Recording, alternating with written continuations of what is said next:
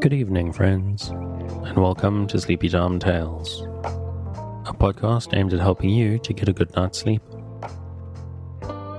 Do you find your mind troubled with the stresses of modern life, especially when the lights are out and you're trying to get a restful night? Does your spinning mind keep you awake? Follow my voice down the path towards a good night's rest. Listen to me tell a story that will keep your mind from wandering to your daytime problems, the ones you can't solve right now and will be easier to solve while rested. Listen to my voice and allow yourself to drift, following the twists and turns of the story, but slowly letting go and drifting into sleep. Let my voice wash over you at a comfortable volume and allow yourself to be distracted from the stresses and worries that play on your mind. Whether you need help falling asleep or going back to sleep in the middle of the night, you can trust me to keep you company and help you wake up tomorrow in a refreshed and rested state. You may need to try out Sleepy Time Tales for a few nights to get used to the slightly strange idea, but I believe it will be well worth your while. I'm here to work with you, to create a safe space, a cocoon in which you can curl up and allow nature to take its course. So if you're still with me, thank you for staying. If you're already asleep, we'll chat again soon. And of course you aren't hearing me, except maybe in a dream. Before we get to the story, I'd like to ask for a couple of minutes of your time. If you're finding Sleepy Time Tales useful to help you get a restful night, and you would like to keep it going out to thousands of insomniacs just like you, and importantly, if you have the means to help me keep it going, please consider supporting it on the Patreon at patreon.com/sleepytimetales. This is monthly support that helps me keep the lights on and gets you fun bonuses based on your contribution level from as little as $2 a month. And if monthly seems like a big ask, then you can make once-off tips to the tip jar on the website. And I have to be honest, this is something I've mentioned the last couple of weeks. I am struggling a bit to keep the show going. It's difficult for me to dedicate the time that it and you listeners deserve, so I need it to sort of justify itself financially. I don't need to earn a living, but the Patreon income and tip doesn't quite cover the hours I've put in. So if you can help me out, to help me keep this thing going, and maybe even help me expand it, because I always did have quite big plans for Sleepy Time Tales that I haven't been able to justify the time for, please consider supporting it, whether it's through the Patreon or through the tip jar. Thanks again for listening. Let's get back to the episode. It's been a while, but we return this week to Moby Dick by Herman Melville. Chapter 10. A Bosom Friend. Returning to the Spouter Inn from the chapel, I found Queequeg there, quite alone, he having left the chapel before the benediction some time. He was sitting on a bench before the fire, with his feet on the stove hearth, and in one hand was holding up to his face that little idol of his, peering hard into its face, and with a jackknife gently whittling away at its nose, meanwhile humming to himself in his heathenish way. But being now interrupted, he put up the image, and pretty soon, going to the table, took up a large book there, and placing it on his lap, began counting the pages with deliberate regularity. At every 50th page, as I fancied, stopping a moment, looking vacantly around him, and giving utterance to a long-drawn gurgling whistle of astonishment. He would then begin again at the next 50, seeming to commence at number 1 each time, as though he could not count more than 50. And it was only by such a large number of 50s being found together that his astonishment at the multitude of pages was excited.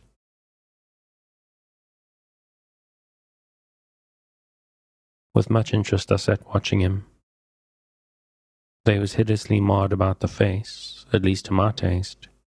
His countenance yet had something in it which was by no means disagreeable. You cannot hide the soul. Through all his unearthly tattooings, I thought I saw the traces of a simple, honest heart, and in his large, deep eyes, fiery, black and bold, there seemed tokens of a spirit that would dare 1,000 devils. And besides all this, there was a certain lofty bearing about the pagan, which even his uncouthness could not altogether maim. He looked like a man who had never cringed, and never had a creditor. Whether it was too that his head being shaved, his forehead was drawn out in freer and brighter relief, and looked more expansive than it otherwise would. This I will not venture to decide, but certain it was his head was phrenologically an excellent one. It may seem ridiculous, but it reminded me of George Washington's head, as seen in the popular busts of him. It had the same long, regularly graded, retreating slope from above the brows, which were likewise very projecting, like two long promontories thickly wooded on top. Queequeg was George Washington cannibalistically developed. Whilst I was thus closely scanning him, half pretending meanwhile to be looking out at the storm from the casement, he never heeded my presence, never troubled himself with so much as a single glance, but appeared wholly occupied with counting the pages of the marvellous book. Considering how sociably we had been sleeping together the night previous, and especially considering the affectionate arm I had found thrown over me upon waking in the morning, I thought this indifference of his very strange. I had noticed also that Queequeg never consorted at all, or but very little, with the other seamen in the inn. He made no advances whatever, appeared to have no desire to enlarge the circle of his acquaintances. All this struck me as mighty singular, yet upon a second thoughts, there was something almost sublime in it. Here was a man some 20,000 miles from home, by the way of Cape Horn, that is, which was the only way he could get there, thrown among people as strange to him as though he were on the planet Jupiter. And yet he seemed entirely at his ease, preserving the utmost serenity, content with his own companionship, always equal to himself. Surely this was the touch of fine philosophy, though no doubt he had never heard there was such a thing as that. But perhaps, to be true philosophers, we mortals should not be conscious of so living or so striving.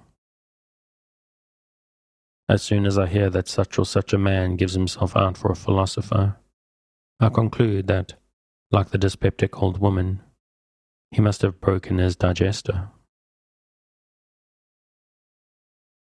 As I sat there in that lonely room, the fire burning low, in that mild stage when, after its first intensity has warmed the air, it then only glows to be looked at, the evening shades and phantoms gathered round the casements, and peering in upon us silent, solitary twain, the storm booming without in solemn swells, I began to be sensible of strange feelings. I felt a melting in me. No more my splintered heart and maddened hand were turned against the wolfish world. The soothing man had redeemed it. There he sat, his very indifference speaking a nature in which there lurked no civilized hypocrisies and bland deceits. Wild he was, a very sight of sights to see. Yet I began to feel myself mysteriously drawn towards him. And those same things that would have repelled most others, they were the very magnets that thus drew me. I'll try a pagan friend, thought I, since Christian kindness had proved but hollow courtesy. I drew my bench near him and made some friendly signs and hints, doing my best to talk with him meanwhile. At first he little noticed these advances, but presently, upon my referring to his last night's hospitalities, he made out to ask me whether we were again to be bedfellows. I told him yes, whereat I thought he looked pleased, perhaps a little complimented.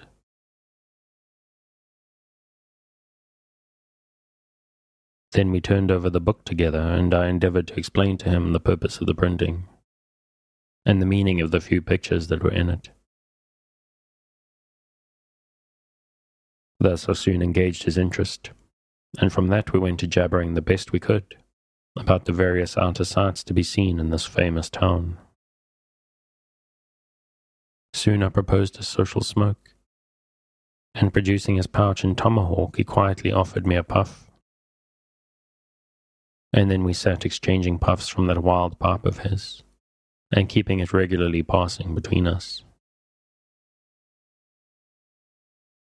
If there yet lurked any eyes of indifference towards me in the pagan's breast, this pleasant, genial smoke we had soon thawed it out, and left us cronies.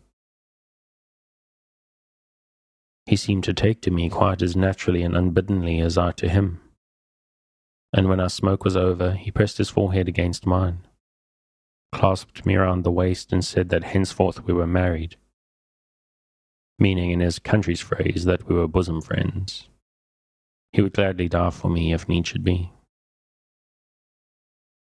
In a countryman, this sudden flame of friendship would have seemed far too premature, a thing to be much distrusted. But in this simple man, these old rules would not apply. After a supper and another social chat and smoke, we went to our room together. He made me a present of his embalmed head, took out his enormous tobacco wallet, and, groping under the tobacco, drew out some $30 in silver. Then, spreading them on the table and mechanically dividing them into 2 equal portions, pushed one of them towards me and said it was mine. I was going to remonstrate, but he silenced me by pouring them into my trousers pockets. I let them stay. He then went about his evening prayers, took out his idol, and removed the paper fireboard. By certain signs and symptoms, I thought he seemed anxious for me to join him. But well knowing what was to follow, I deliberated a moment, whether in case he invited me, I would comply or otherwise. I was a good Christian, born and bred in the bosom of the infallible Presbyterian Church. How then could I unite with this wild idolater in worshipping his piece of wood? But what is worship, thought I? Do you suppose now, Ishmael, that the magnanimous God of heaven and earth, pagans and all included, can possibly be jealous of an insignificant bit of black wood? Impossible. But what is worship? To do the will of God. That is worship. And what is the will of God? To do to my fellow man what I would have my fellow man to do to me. That is the will of God. Now Queequeg is my fellow man, and what do I wish that this Queequeg would do to me? Why, unite with me in my particular Presbyterian form of worship. Consequently, I must then unite with him in his. Ergo, I must turn idolater. So I kindled the shavings, helped prop up the innocent little idol, offered him burnt biscuit with Queequeg, salaamed before him twice or thrice, kissed his nose, and, that done, we undressed and went to bed, at peace with our own consciences and all the world. But we did not go to sleep without some little chat.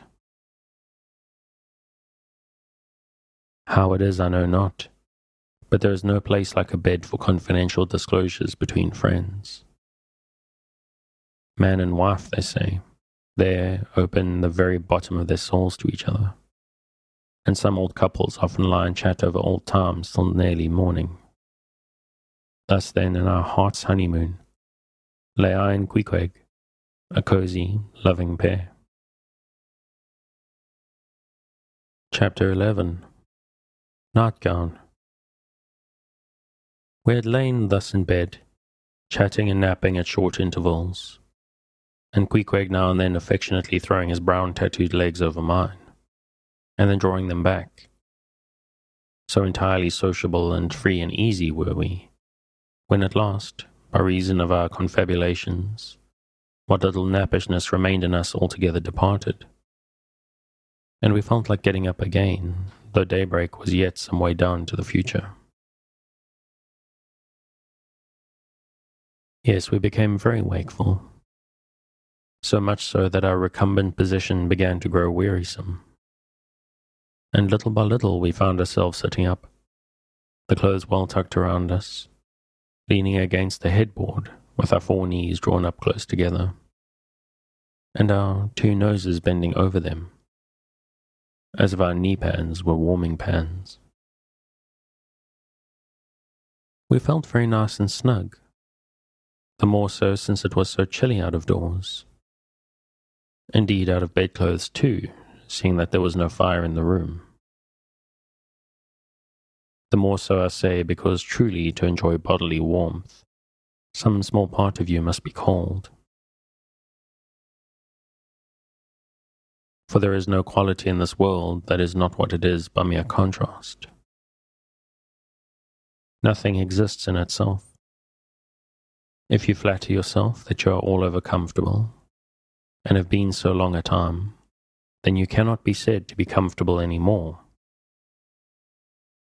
But if, like Queequeg and me in the bed, the tip of your nose or the crown of your head be slightly chilled, why then indeed in the general consciousness you feel most delightfully and unmistakably warm.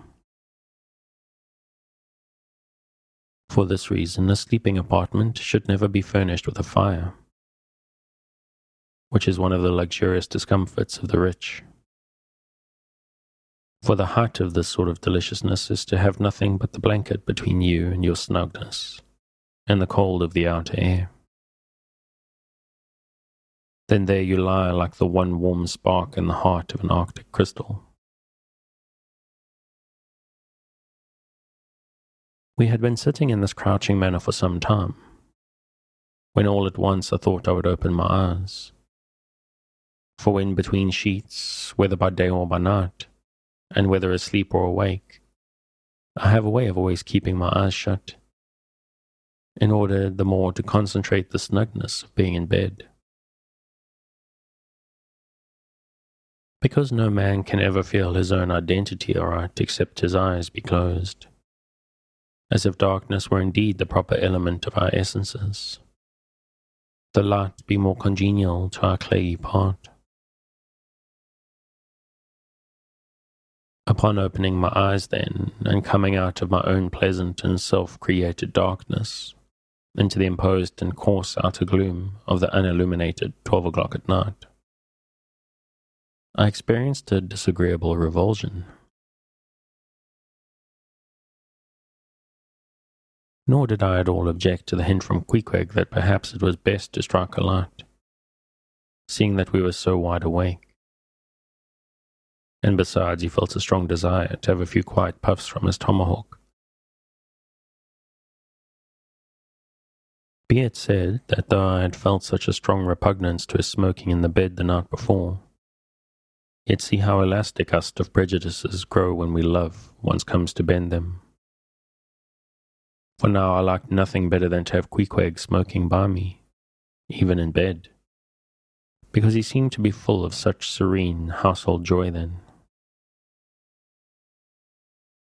I no more felt unduly concerned for the landlord's policy of insurance. I was only alive to be the condensed, confidential comfortableness of sharing a pipe and a blanket with a real friend.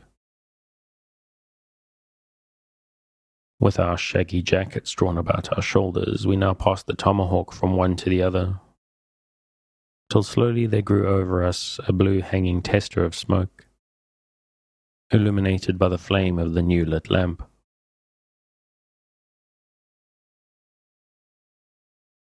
Whether it was that this undulating tester rolled the savage away to far distant scenes, I know not. But he now spoke of his native island, and eager to hear his history, I begged him to go on and tell it. He gladly complied, though at the time I but ill comprehended not a few of his words, yet subsequent disclosures, when I had become more familiar with his broken phraseology, now enabled me to present the whole story, such as it may prove in the mere skeleton I give. Chapter 12. Biographical. Queequeg was a native of Rokovoko, an island far away to the west and south. It is not down in any map. True places never are. When a new hatched person running wild about his native woodlands in a glass clout, followed by the nibbling goats, as if he were a green sapling, even then in Queequeg's ambitious soul lurked a strong desire to see something more of Christendom than a specimen whaler or two. His father was a high chief, a king, his uncle a high priest, and on the maternal side he boasted aunts who were the wives of unconquerable warriors. There was excellent blood in his veins, royal stuff, though sadly vitiated, I fear, by the cannibal propensity he nourished in his untutored youth. A Sag Harbor ship visited his father's bay, and Queequeg sought a passage to Christian lands. But the ship, having a full complement of seamen, spurned his suit, and not all the king his father's influence could prevail. But Queequeg vowed a vow. Alone in his canoe he paddled off to a distant strait, which he knew the ship must pass through when she quitted the island. On one side was a coral reef, on the other a low tongue of land covered with mangrove thickets that grew out into the water. Hiding his canoe, still afloat among these thickets, with its prow seaward, he sat down in the stern, paddle low in hand, and when the ship was gliding by, like a flash he darted out, gained her side, with one backward dash of his foot capsized and sank his canoe, climbed up the chains and throwing himself at full length upon the deck, grappled a ringbolt there and swore not to let it go, though hacked in pieces. In vain the captain threatened to throw him overboard, suspended a cutlass over his naked wrists. Queequeg was the son of a king, and Queequeg budged not. Struck by his desperate dauntlessness and his wild desire to visit Christendom, the captain at last relented and told him he might make himself at home. But this fine young man, this sea prince of Wales, never saw the captain's cabin.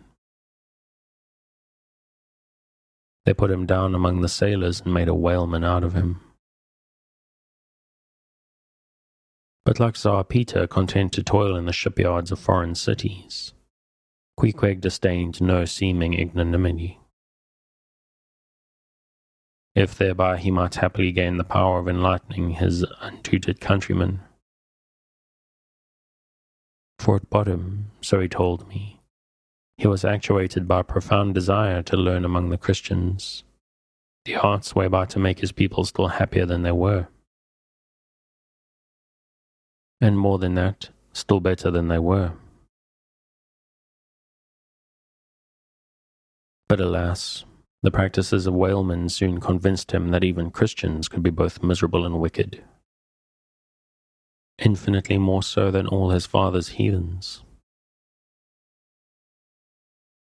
Arrived at last in old Sag Harbor, and seeing what the sailors did there, and then going on to Nantucket, and seeing how they spent their wages in that place also, Poor Queequeg gave it up for lost.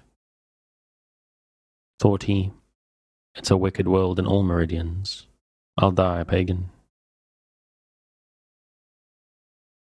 And thus an old idolater at heart, he yet lived among these Christians, wore their clothes and tried to talk their gibberish.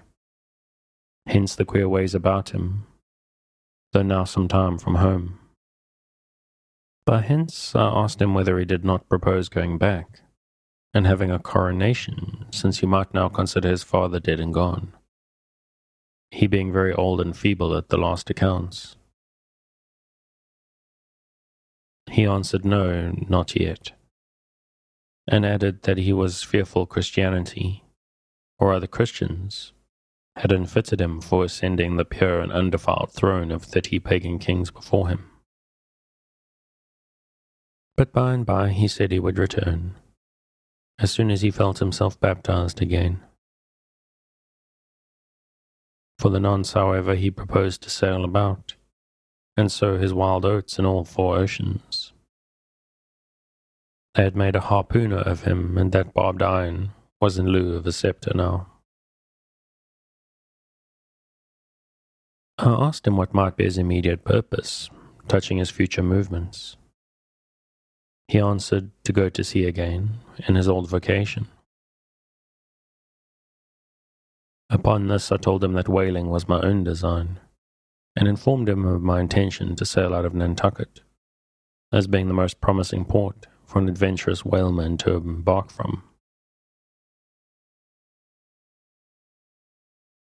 He at once resolved to accompany me to that island, ship aboard the same vessel, get into the same watch, the same boat, the same mess with me.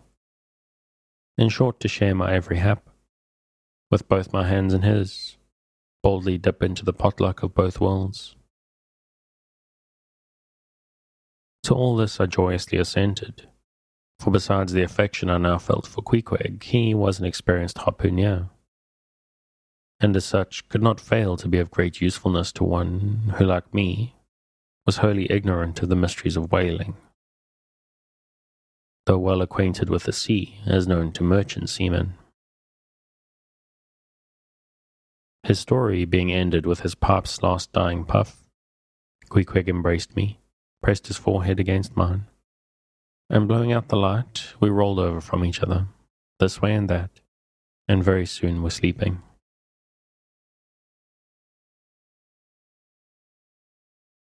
Chapter 13. Wheelbarrow. Next morning, Monday, after disposing of the embalmed head to a barber for a block, I settled my own and comrade's bill, using, however, my comrade's money. The grinning landlord, as well as the boarders, seemed amazingly tickled at the sudden friendship which had sprung up between me and Queequeg, especially as Peter Coffin's stories about him had previously so much alarmed me concerning the very person whom I am now accompanied with. We borrowed a wheelbarrow, and embarking our things, including my own poor carpet bag, and Queequeg's canvas sack and hammock, away we went down to the Moss. The little Nantucket packet schooner moored at the wharf. As we were going along, the people stared. Not at Queequeg so much, for they were used to seeing cannibals like him in their streets, but at seeing him and me upon such confidential terms. But we heeded them not, going along wheeling the barrow by turns, and Queequeg now and then stopping to adjust the sheath on his harpoon barbs. I asked him why he carried such a troublesome thing with him ashore, and whether all whaling ships did not find their own harpoons. To this, in substance, he replied that though what I hinted was true enough, yet he had a particular affection for his own harpoon, because it was of assured stuff, well tried in many a mortal combat, and deeply intimate with the hearts of whales. In short, like many inland reapers and mowers, who go into the farmers' meadows armed with their own scythes, though in no wise obliged to furnish them. Even so, Queequeg, for his own private reasons, preferred his own harpoon. Shifting the wheelbarrow from my hand to his, he told me a funny story about the first wheelbarrow he had ever seen. It was in Sag Harbor. The owners of his ship, it seems, had lent him one, in which to carry his heavy chest to his boarding house. Not to seem ignorant about the thing, though in truth he was entirely so, concerning the precise way in which to manage the barrow. Queequeg puts his chest upon it, lashes it fast, and then shoulders the barrow and marches up the wharf. Why, said I, Queequeg, you might have known better than that. One would think. Didn't the people laugh? Upon this he told me another story. The people of his island of Rokovoko, it seems, at their wedding feasts, express the fragrant water of young coconuts into a large stained calabash like a punch bowl. And this punch bowl always forms the great central ornament on the braided mat where the feast is held.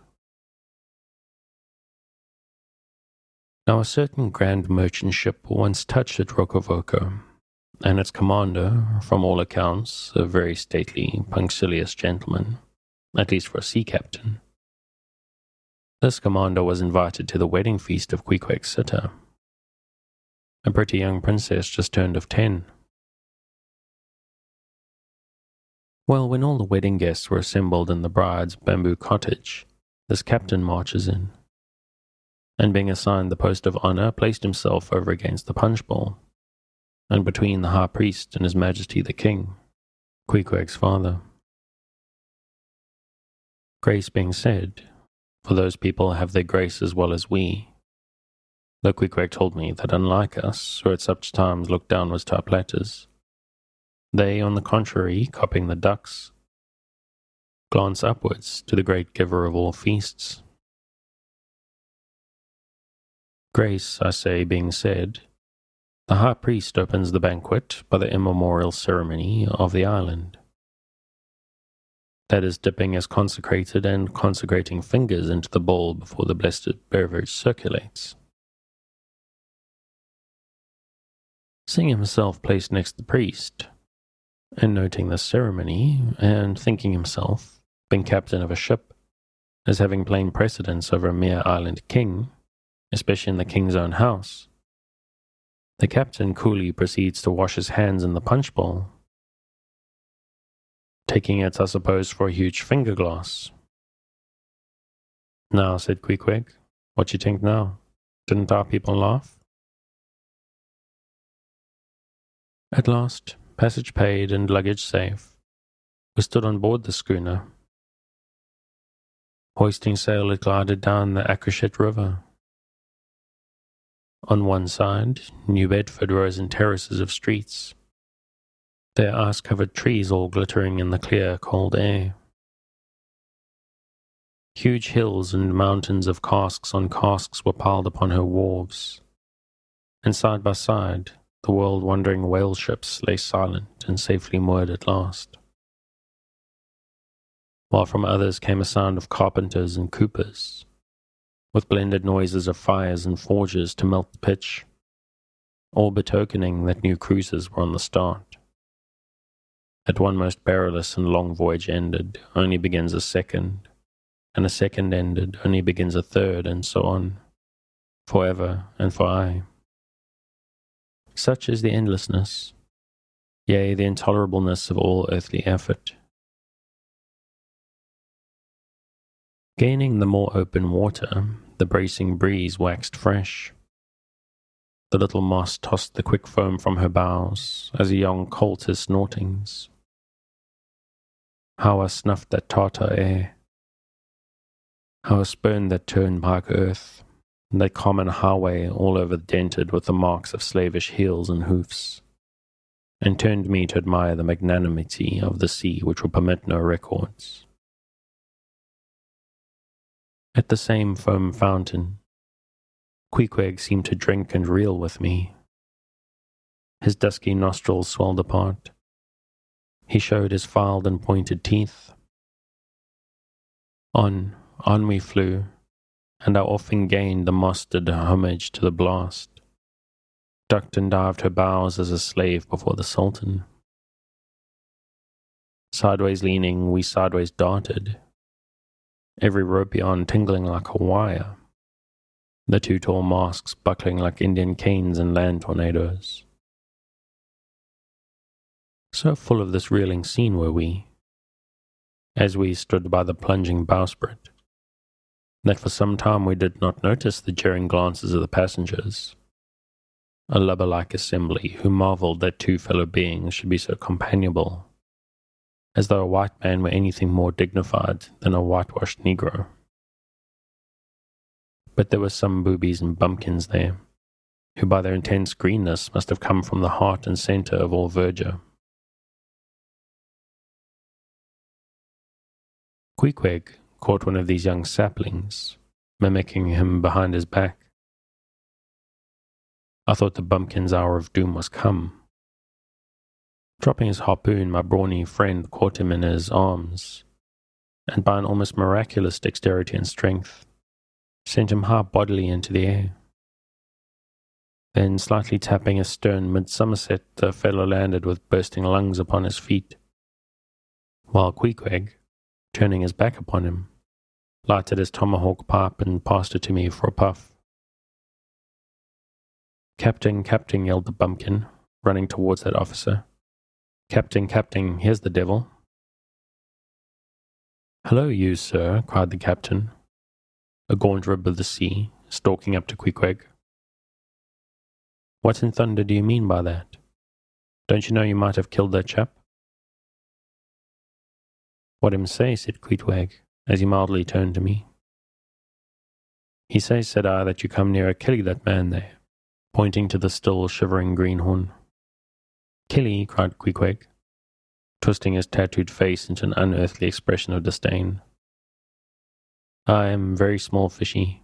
Queequeg no kill is so small fishy. Queequeg kill big whale."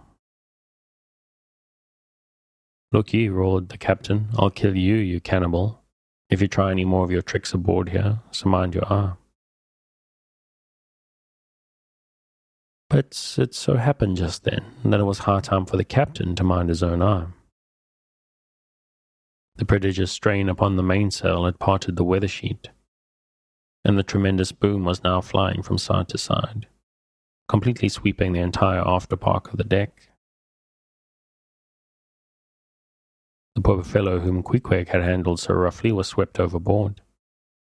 All hands were in a panic, and an attempt snatching at the boom to stay it seemed madness.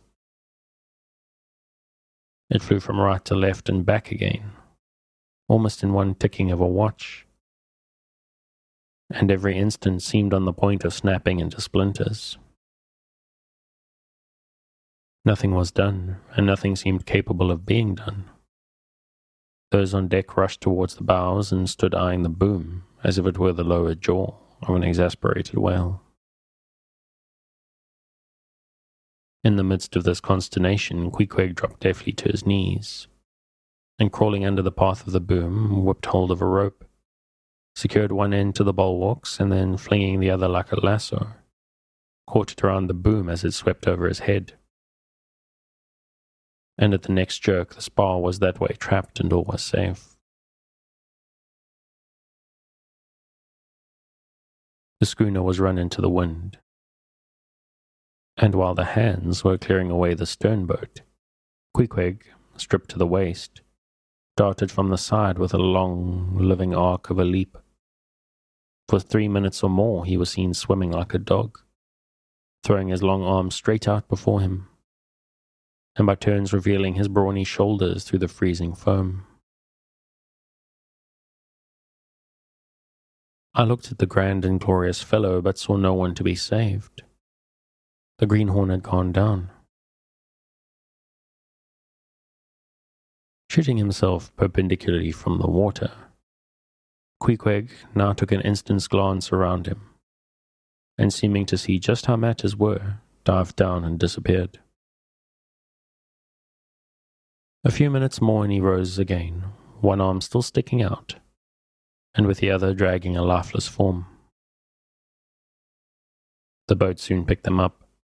The poor bumpkin was restored.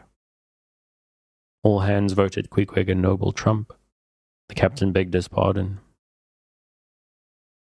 From that hour, I clove to Queequeg like a barnacle. Yeah, so poor Queequeg took his last long dive. Was there ever such unconsciousness? He did not seem to think that he at all deserved a medal from the humane and magnanimous societies. He only asked for water, fresh water, something to wipe the brine off. That done, he put on dry clothes, lighted his pipe, and leaning against the bulwarks, and mildly eyeing those around him, seemed to be saying to himself, "It's a mutual joint stock world in all meridians. We cannibals must help these Christians." And I'm going to leave it there. I actually wondered why I'd left this for, I think, more than a year, and reading through, I'm realizing how old school racist it sort of is, and I tried to edit some of the worst of it out. Still an entertaining read though, so fair warning if you want to pick it up where we were leaving off. You can find it on Project Gutenberg at the link in the show notes. Thanks for joining me on tonight's episode of Sleepy Time Tales, the podcast designed around a bedtime story to help you to get a restful night. New episodes will be released every Sunday night to give you something fresh to help you rest in a new week. But make sure to follow or subscribe in whatever service you use so that you get your new episodes whenever they come out. Good night and sweet dreams.